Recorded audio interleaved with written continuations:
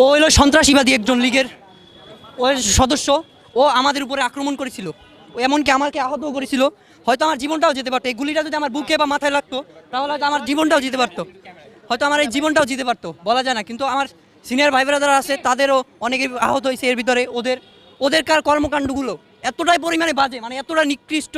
ওরা মানুষের মৃত্যু দেখলে মানে খুশি হয়, হ্যাপিনেস মানে ওরা ফিল করে। মানুষের মৃত্যু দেখলে কীভাবে মানুষের রক্ত চোষা বলে, ওদের রক্ত শোষণ করতে ওরা পছন্দ করে। ওরা আমার জুলাই মাসে 18 তারিখে আমার পায়ে গুলি লাগছিল। আমি তো আলহামদুলিল্লাহ আমি বেটার মোটামুটি ভালোই আছি, কিন্তু আমার যে ভাইয়েরা অন্য ভাইয়েরা আব্দুল্লাহ ভাই আমাদের, তাদের কি অবস্থা? হাজার হাজার আজকে দেখলাম আমি অনেক 700 কত মানে লিস্ট করছে, 700 প্রায় 800-এর মতো অনেক লিস্ট করছে মৃত্যুর। এখনো যে কত গুম কত খুন এখনো যে তার আটকা আছে কত জায়গায় আমরা তো জানি না। আজকে আমরা রাতে ঘুমাতে পারি না, এখনো আমাদের ভাইয়ের কান্না। আমরা কাঁধে নিয়ে হাবিবুল্লাহ বাহার কলেজে আমরা আসছি, আমরা রাতে সুস্থ মস্তিষ্কে ঘুমাইতে পারি না, আর এরা কলেজে আসে। আমার ভাই কবরে মৃত্যু, তার কি অবস্থা চিন্তা। আমার ভাই হাঁটতে পারে না আজকে প্রায় 2 মাস, আজকে 1 মাস ধরে তার পায়ের এই অবস্থা, অথচ সে এখনো ঘুরতেছে।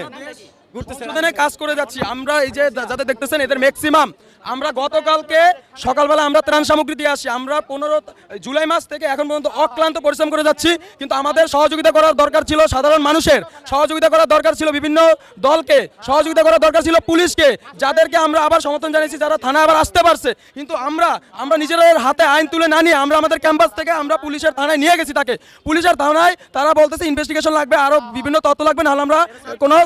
তারপর আবার ছাত্র দলের রেফারেন্স নাই। আমরা ছাত্রদল ছাত্রজীবী ছাত্রলীগ কিচ্ছু চিনি না। অন্যায় যে করছে অন্যায়ের প্রতিবাদ হবে, সে যে দলের হোক, অন্যায়ের প্রতিবাদ হবে।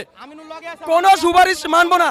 ওর 17 জুলাই ওর হাতে লাঠি, বাম হাতে হেলমেট, ওর এই ছবি আছে, ওর অস্ত্রধারী ছবি আছে। এই ছবি দেখানোর পর পুলিশ কেন মামলা নিল না, কেন চালান দিল না, এর জবাব পুলিশকেও দিতে হবে।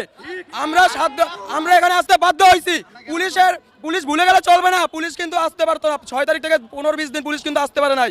সেইটা যেন আবার আমাদের চালনা করতে না হয়, তারা ভুলে গেলে চলবে না। সবথেকে বড় বিষয়, আমরা একজন খুনিকে আমরা থানায় নিয়ে গেছি। থানার যেটা করণীয় সেটা সে করবে, কিন্তু সে তার সেটা করণীয় না করে সে বিভিন্ন রেফারেন্স সেখানে নিচ্ছে।